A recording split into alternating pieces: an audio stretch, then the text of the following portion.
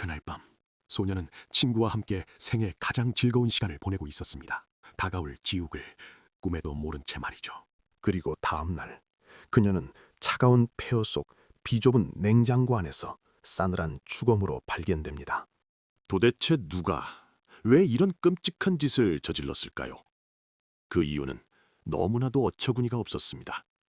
여러분, 시계를 2004년 12월 21일로 돌려보겠습니다. 계절은 살을 애는 듯한 한겨울, 장소는 일본 치바현 모바라시입니다.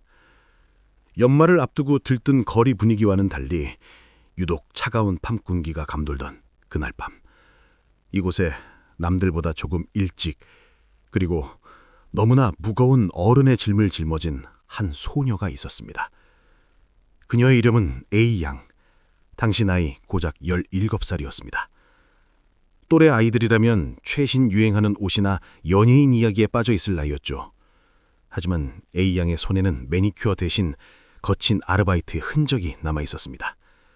그녀는 어려운 가정 형편 때문에 낮에는 일을 하고 밤에 학교를 다니는 정시제 고등학교, 야간 고등학교 학생이었습니다.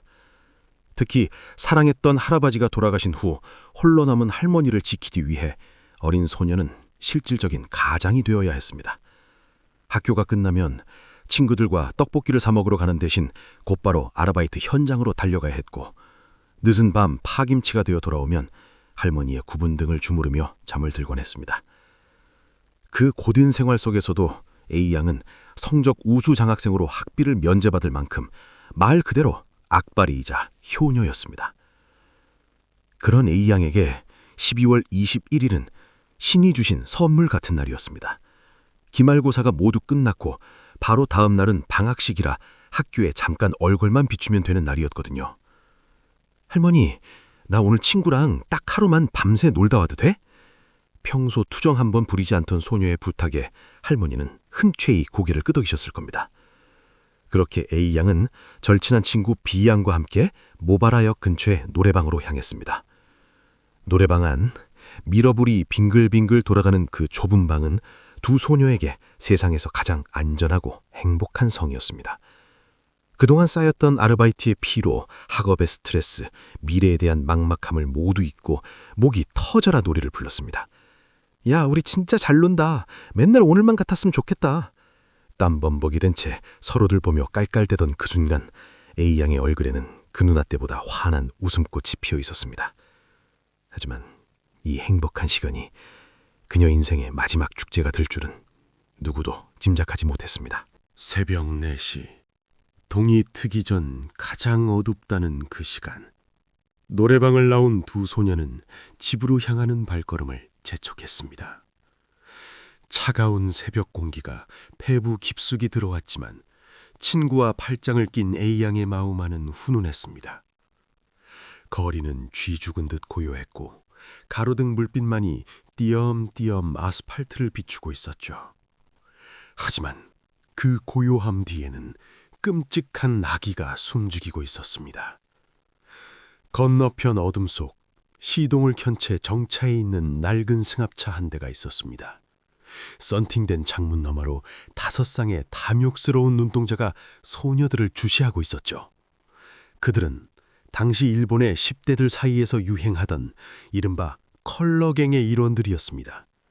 미국 갱단을 흉내내며 특정 색깔의 옷을 맞춰 입고 몰려다니던 이들.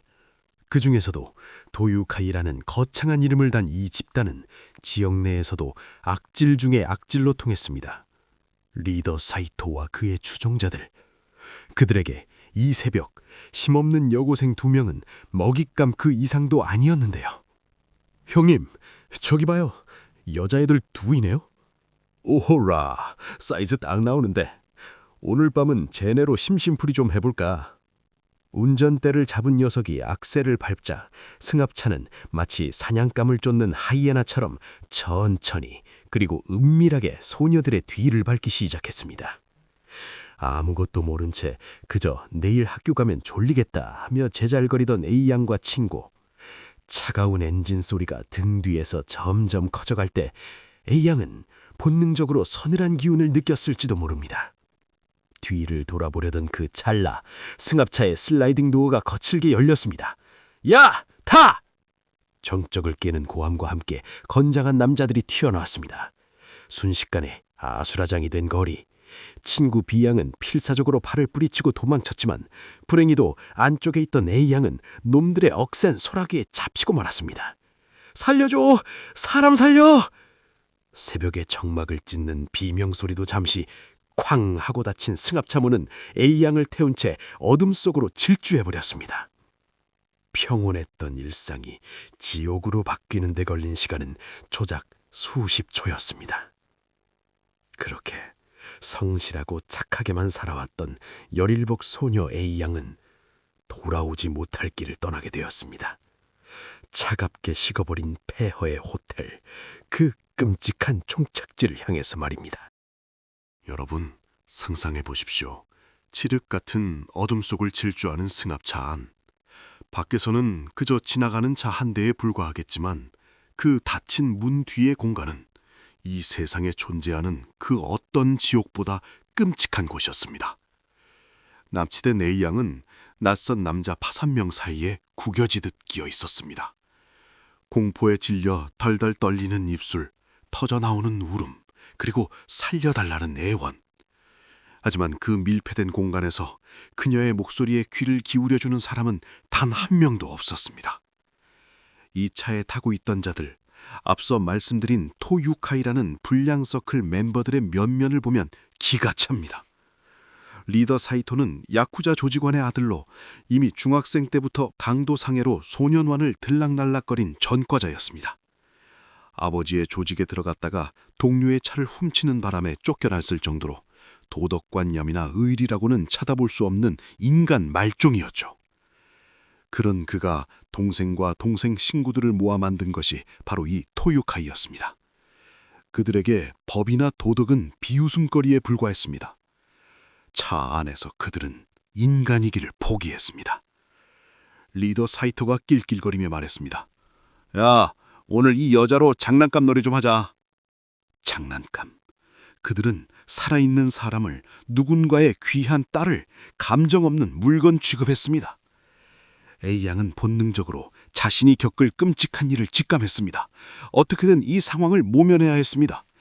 그녀는 흐르는 눈물을 닦을 새도 없이 떨리는 목소리로 필사적인 거짓말을 배탄했습니다.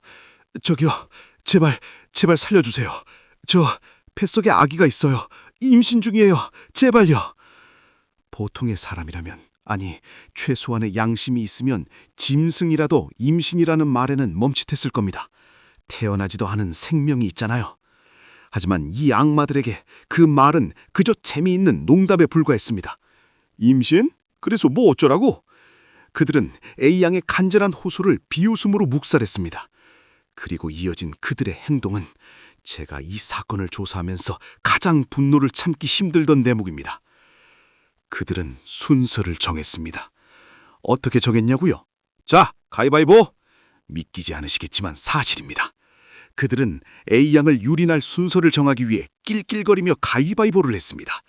누군가의 영혼을 파괴하는 짓을 저지르면서 마치 점심 메뉴 고르듯 게임을 한 것입니다. 그 잔혹한 게임에서 진 녀석이 투덜거리며 A양에게 손을 뻗을 때 그 소녀가 느꼈을 수치심과 공포가 어땠을지 감히 짐작조차 되지 않습니다. 새벽녘, 인적이 드문 터널 근처에 차가 멈췄습니다. 그들은 A양을 차 밖으로 끌어내 옷을 벗기고 짐승 같은 욕망을 채웠습니다. 지옥 같은 시간이 흐르고 A양은 몸과 마음이 만신창이가 된 채 바닥에 쓰러져 있었습니다. 그런데 그때 범인 중 한 명인 10대 소년이 A양을 내려다보며 뜬금없는 질문을 던집니다. 야, 너 이름이 뭐냐? 도대체 왜 물어봤을까요? 나중에 친구들에게 내가 건드린 여자가 누구다라고 자랑하고 싶어서였을까요? 아니면 그녀를 협박해서 돈이라도 뜯어내려 했던 걸까요? 의도는 알 수 없지만 이 질문 하나가 A양의 운명, 그리고 이 사건의 방향을 완전히 바꿔놓고 맙니다. A양은 거의 들리지 않는 목소리로 자신의 이름을 힘겹게 대답했습니다. 제 이름은 오오오입니다. 그 순간 왁자지껄하던 분위기가 찬물을 끼얹은 듯 싸늘하게 식었습니다. 질문을 던졌던 소년의 얼굴이 사색이 되었습니다. 그는 당황한 눈빛으로 리더 사이토와 행동대장 신묘를 바라보며 더듬거렸습니다. 사이토 형님, 큰일 났는데요. 이 여자애 제 아는 형 여동생인데요. 운명의 장난치고는 너무나 가혹했습니다. 하필이면 범인 무리 중에 A양의 친오빠와 아는 사이인 녀석이 있었던 겁니다. 보통 이런 상황이라면 미안하다, 몰랐다고 사죄하고 병원으로 데려가는 게 인견의 도리일 겁니다. 아니면 겁을 먹고 도망이라도 쳤어야죠. 그래서 A양은 이때 희미하게나마 희망을 가졌을지도 모릅니다. 아, 오빠 친구라면 이제 집에 보내주겠지. 살았다 하고 말이죠. 그녀는 안도의 한숨을 내쉬며 이제 집으로 돌아가 할머니를 볼 수 있을 거라 생각했습니다. 그런데 그것은 완벽한 착각이었습니다. 뭐?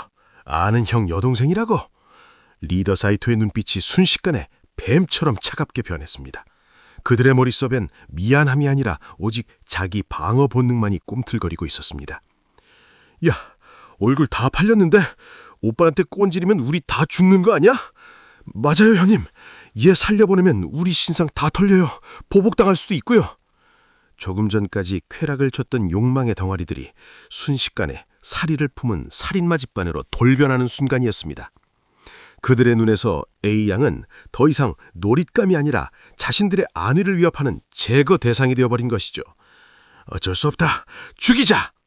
누군가의 입에서 나온 그 말 뒤, 그 말에 A양의 신랏 같은 희망은 산산조각 났습니다. 오빠 친구라는 그 인연이 오히려 그녀를 죽음으로 모는 최악의 악연이 되어버린 비극적인 순간이었습니다. 여러분, 이제 이야기는 돌이킬 수 없는 파국을 향해 치닫습니다. 자신들의 얼굴이 노출되었다는 이유 하나만으로 A양을 살해하기로 합의한 5명의 악마들. 그들은 차 안에서 A양의 목숨을 놓고 끔찍한 토론을 벌였습니다. 야, 바다에 빠뜨릴까?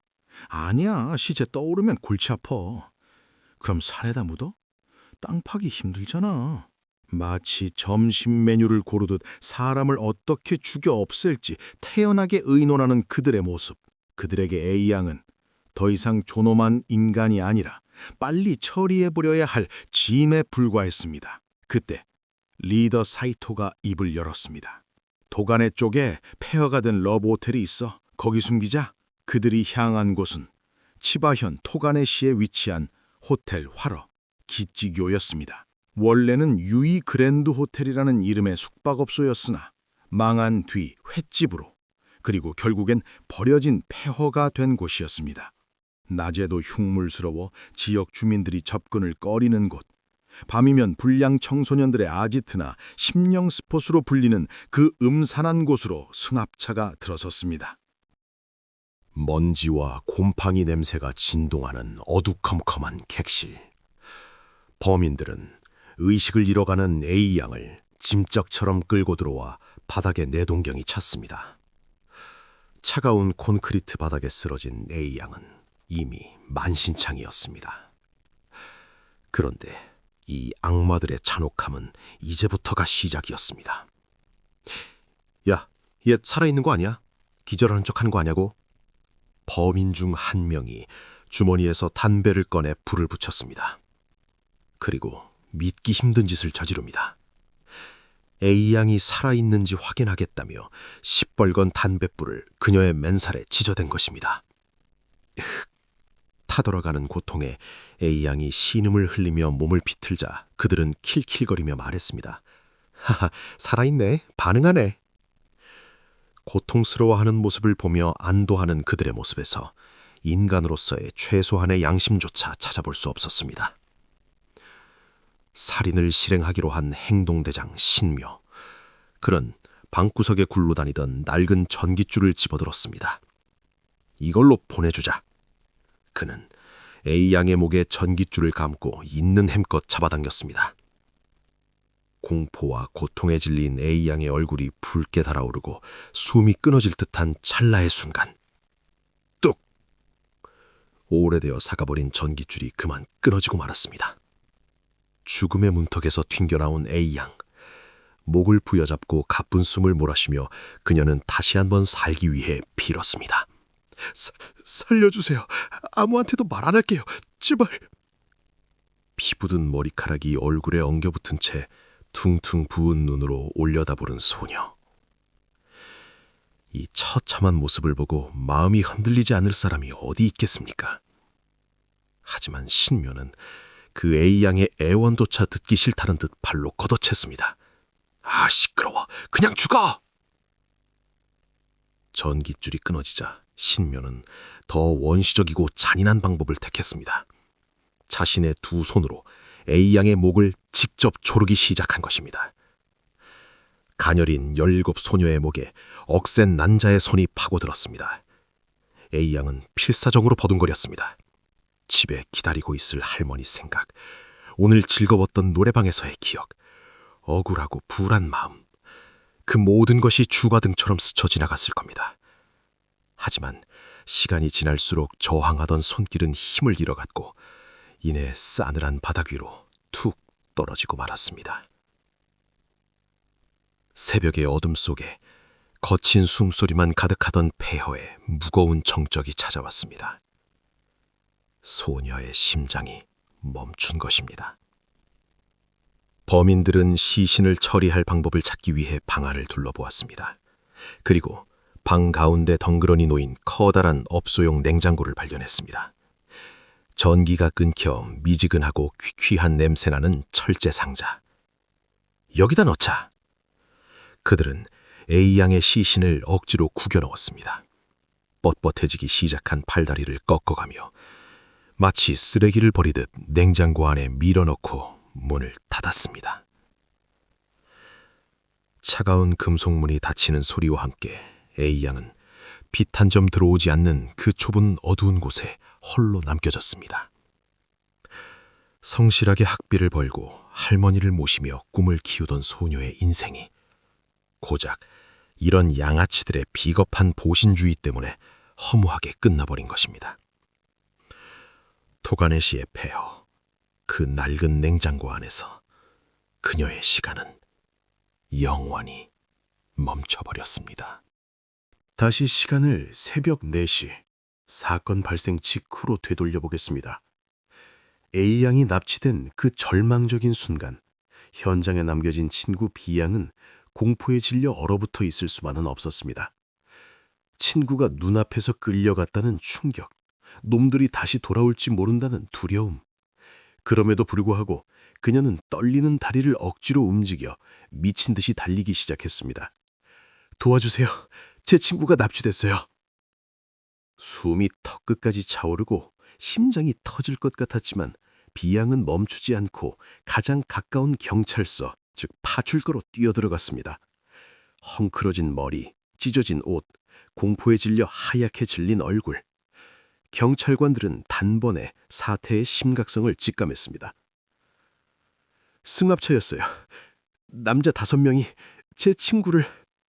B양의 진술은 구체적이었습니다. 범인들의 인상착의, 차량의 특징, 그리고 그들이 풍기던 특유의 양아치 같은 분위기. 베테랑 형사들의 머릿속에 즉시 떠오르는 이름이 있었습니다.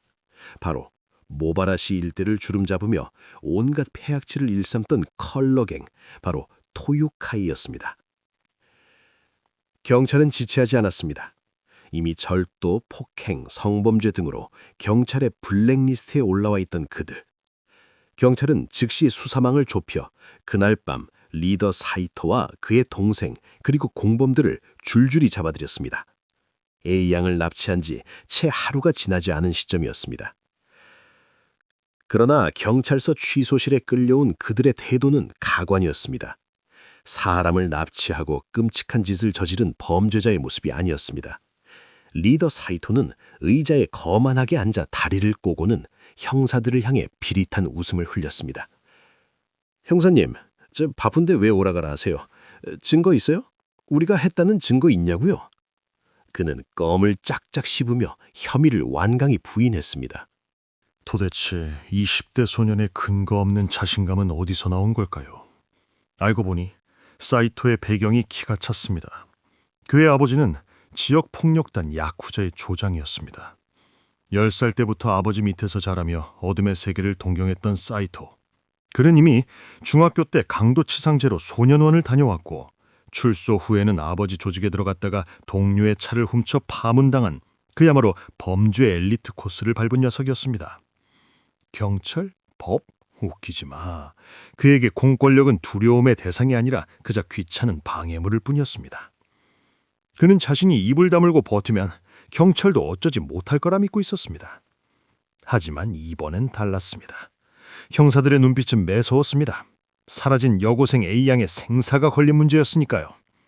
야 임마! 목격자가 있어! 니놈들 차 보았다는 사람이 한둘인 줄 알아! 똑바로 말해! 형사들은 끈질기게 그들을 압박했습니다. 알리바이를 대보라는 주공에 그들의 말이 꼬이기 시작했고 서로의 진술이 엇갈리기 시작했습니다. 강한 척 허세를 부리던 그들의 의리라는 것은 경찰의 압박 앞에서는 모래성처럼 허무하게 무너져 내렸습니다. 가장 먼저 무너진 건 겁이 많았던 공범 중 한 명이었습니다. 사실은 사이토 용이 시켜서... 한 명이 입을 열자 도미노처럼 모든 것이 무너졌습니다. 끝까지 버티던 사이토조차 공범들의 자백 앞에선 더 이상 발뺌할 수 없었습니다.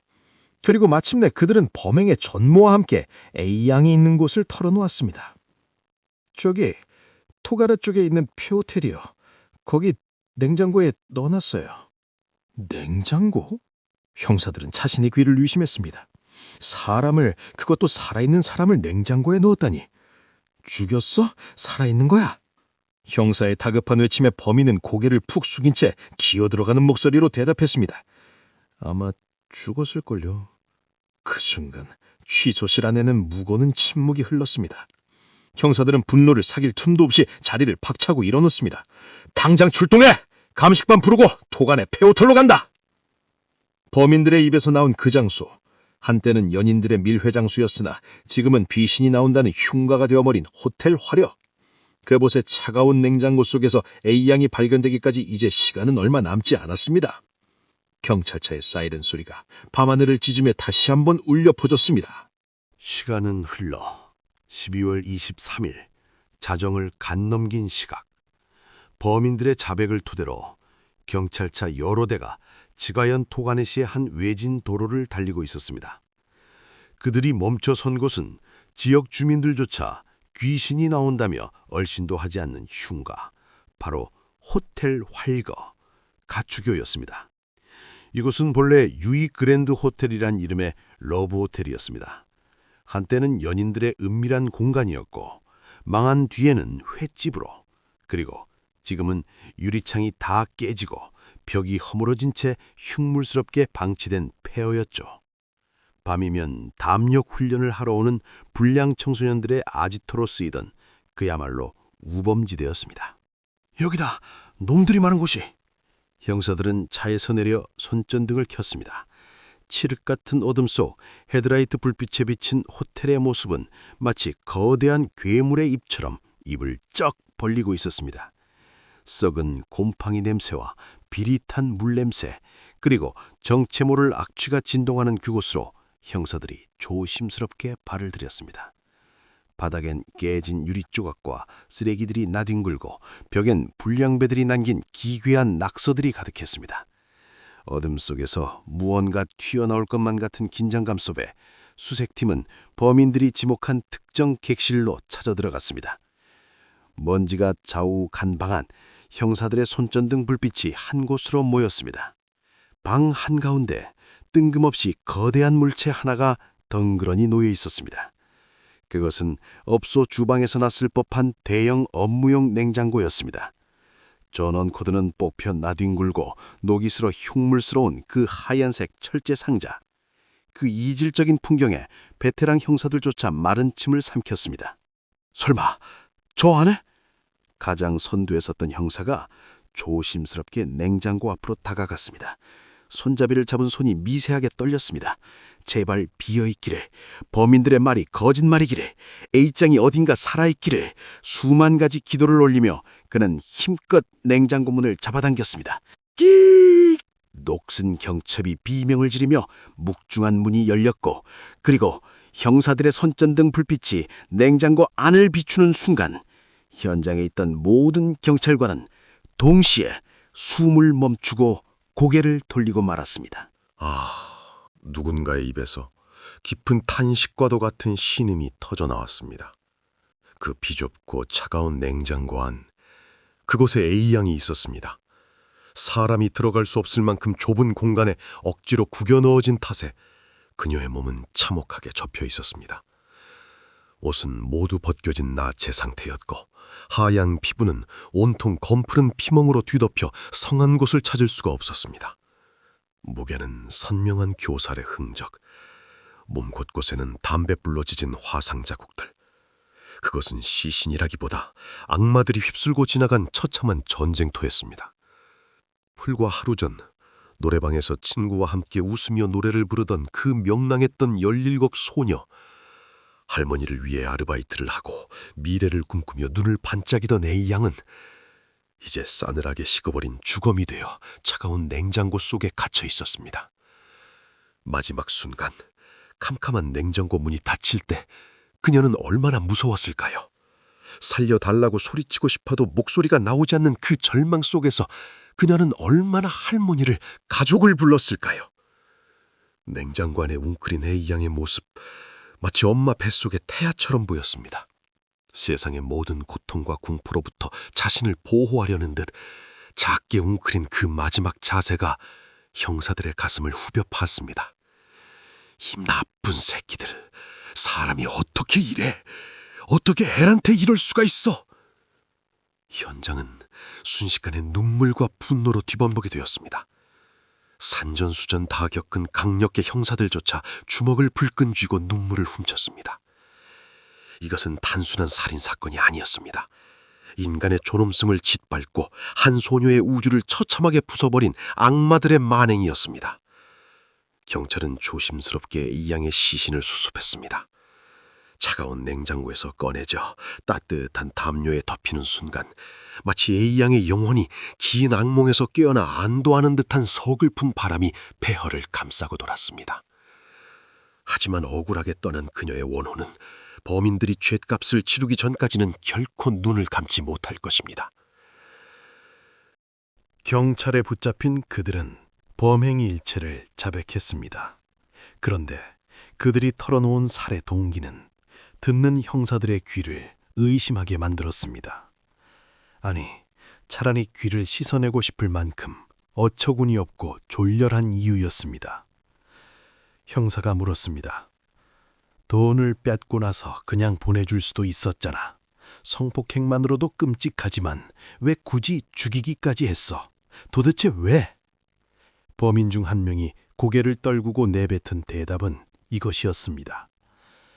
걔가 제 아는 형 여동생이라서요. 여러분, 이게 말이 됩니까? 보통 아는 사람의 가족이라면 하려던 짓도 멈추고 사과하는 게 인간의 본성 아닙니까?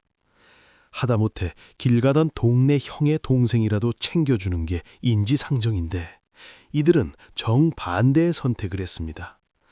납치된 차 안에서 A양이 자신의 이름을 말하자 범인 중 한 명인 A군, 당시 미성년자가 소스라치게 놀랐습니다. 야, 큰일 났어. 옛 우리 동네 아는 형 여동생이야.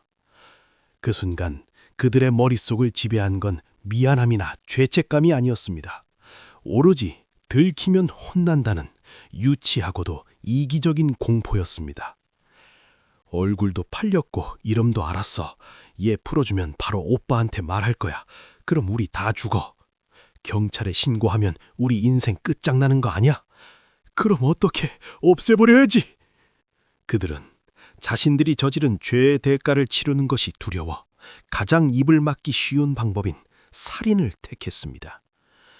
A양이 느꼈을 공포와 고통은 안중에도 없었습니다. 오직 내가 야쿠자 형님한테 혼나지 않으려면, 내가 감옥에 가지 않으려면이라는 본인들의 안위만이 중요했던 겁니다. 고작 자신들의 치기 어린 비행을 감추기 위해 한 소녀의 우주를 통째로 지워버린 것입니다. 이것이 과연 인간이 할 수 있는 생각일까요? 더욱 기가 막힌 것은 그 이후의 행태입니다. 이 끔찍한 살인을 주도하고 제안했던, 즉 A양의 오빠와 아는 사이였던 그 소년. 그는 재판이 열리기도 전에 구치소 독방에서 스스로 목숨을 끊었습니다. 죄책감 때문이었을까요? A양에게 미안해서? 아니요, 전 그렇게 보지 않습니다. 그는 끝까지 비겁했습니다. 재판을 받고 감옥에 가고 평생을 속죄하며 살아야 하는 그 책임의 무게가 두려워 도망친 것입니다. 죽음으로 죗값을 치른 것이 아니라 죽음 뒤로 숨어버린 것입니다. 피해자는 살고 싶어서 그토록 애원했는데 가해자는 삶의 무게가 무거워 스스로 끈을 놓아버린 이 아이러니. 남겨진 유족들에게는 사과 한마디 듣지 못한 채 범인이 사라져버린 또 다른 고통의 시작이었습니다. 반면 직접 A양의 목을 졸라 살해한 행동대장 신묘 카치야. 그는 재판이 불리하게 돌아가자 갑자기 태도를 바꿉니다. 체포 직후 다리를 꼬고 껌을 씹으며 증거 있냐고 비웃던 그 패기는 온데간데 없었습니다. 무기징역이 나올 것 같은 분위기가 감지되자 그는 부랴부랴 유족들에게 반성문과 사죄의 편지를 보내기 시작했습니다. 정말 죽을 죄를 지었습니다. 평생 속죄하겠습니다. 그런데 유족들이 그 편지를 읽고 이 사람이 진심으로 반성하는구나 라고 느꼈을까요? 아니면 형량을 줄여보려고 발악을 하는구나 라고 느꼈을까요? 재판장 앞에선 눈물을 흘리며 고개를 숙였지만 그것은 악어의 눈물에 불과했습니다. 진정한 반성은 A양이 살아있을 때 그녀가 살려달라고 애원할 때 멈추는 것이었습니다. 이미 차가운 주검이 된 후에 쏟아내는 사과는 자신을 위한 변명일 뿐입니다. 아는 형의 동생이라서 죽였다. 이 한마디는 이 사건이 얼마나 찌질하고 멍청하며 악랄한 10대들의 객기에서 비롯되었는지를 적나라하게 보여줍니다. 그들은 갱스터 영화의 주인공을 꿈꿨지만 실상은 책임지는 것이 두려워 벌벌 떠는 겁쟁이들에 불과했습니다. 그 겁쟁이들의 칼날에 죄 없는 소녀만 희생된 것입니다. 2005년 11월 16일 치바지방법원. 사건 발생으로부터 약 1년이 지난 그날, 법정 안은 숨소리조차 들리지 않을 만큼 팽팽한 긴장감이 감돌았습니다. 피고인석에는 한때 도유카이라는 이름으로 거리를 활보하며 어깨에 힘을 주고 다니던 4명의 청년이 고개를 푹 숙인 채 앉아 있었습니다. 체포 직후 경찰을 비웃고 증거 있냐고 소리치던 그 기세등등함은 온데간데 없었습니다. 수의를 입고 법정 앞에 선 그들은 그저 겁에 질린 나약한 아이들에 불과했습니다. 법장이 판결문을 읽어 내려갔습니다. 피고인 서이토 요시히토 그리고 신묘 가치야 주문 무기징역에 처한다. 그리고 당시 미성년자였던 나머지 공범 2명에게는 각각 징역 13년과 14년의 중형이 선고되었습니다. 무기징역. 사회로부터 영구히 격리된다는 그 무거운 단어가 법정에 울려 퍼지자 피고인들의 어깨가 눈에 띄게 떨렸습니다. 그들은 최후진술에서 기어들어가는 목소리로 죄송합니다, 정말 죄송합니다 라고 중얼거렸습니다. 방청석에 앉아있던 유족들의 가슴을 치는 통곡 소리에도 그들은 감히 고개를 들지 못했습니다. 그들이 동경하던 갱스터의 세계, 의린이 뭐니 하며 폼을 잡았던 컬러갱야 거상이 법의 심판 앞에서 얼마나 초라하고 보잘것없는 것인지 그들은 뼈저리게 느끼고 있었을 것입니다. 우물 안의 개구리. 세상 무서운 줄 모르고 날뛰던 그들은 결국 좁은 우물 안에서 스스로 파멸을 맞이했습니다. 하지만 여러분, 그들이 감옥에서 평생을 썩는다 한들 혹은 뒤늦게 참회의 눈물을 흘린다 한들 차가운 냉장고 속에서 죽어간 A양이 다시 돌아올 수 있을까요? 가장 화가 나는 건 이 비극이 막을 수 있었던 죽음이라는 점입니다. 범행 과정에서 누군가 한 명이라도 야, 이건 아니잖아. 그만하자라고 말했다면 어땠을까요? 아는 형 친구라는 사실을 알았을 때 그냥 보내주자고 용기 내어 말한 사람이 단 한 명이라도 있었다면 A양은 지금쯤 평범한 직장인이 되어 혹은 한 아이의 엄마가 되어 따뜻한 밥을 먹으며 살아가고 있지 않았을까요? 그들은 또래 집단이라는 빗나간 소속감에 취해 혹은 리더에게 밉보일까봐 두려워서 악마의 침묵에 동참했습니다. 주변 분위기에 휩쓸려 잘못인 줄 알면서도 저지르는 죄, 그것이 얼마나 끔찍한 결과를 초래하는지 이 사건은 우리에게 묵직한 경종을 울리고 있습니다. 사건 현장이었던 호텔 화련은 이후에도 한동안 흉물로 방치되다가 사람들의 뇌리에서 잊힐 즈음 철거되었습니다. 이제 그곳엔 잡초만 무성할 뿐 끔찍했던 냉장고도 소녀의 비름도 흔적조차 남지 않았습니다. 하지만 우리는 기억해야 합니다. 가난하지만 성실하게 할머니를 위해 밤낮 없이 일했던 효녀, 노래 부르는 것을 좋아했던 평범하고 맑은 영혼을 가진 17살 소녀 A양을 말입니다. 그날 밤 그녀가 겪었을 공포는 감히 상상조차 할 수 없지만 이제는 고통 없는 곳에서 편안하기를 바랍니다. 더 이상 추운 냉장고도 무서운 아저씨들도 없는 따뜻한 세상에서 못다 부른 노래를 마음껏 부르며 쉬고 있기를 간절히 기도합니다. 한 아이를 키우려면 온 마을이 필요하다는 말이 있습니다.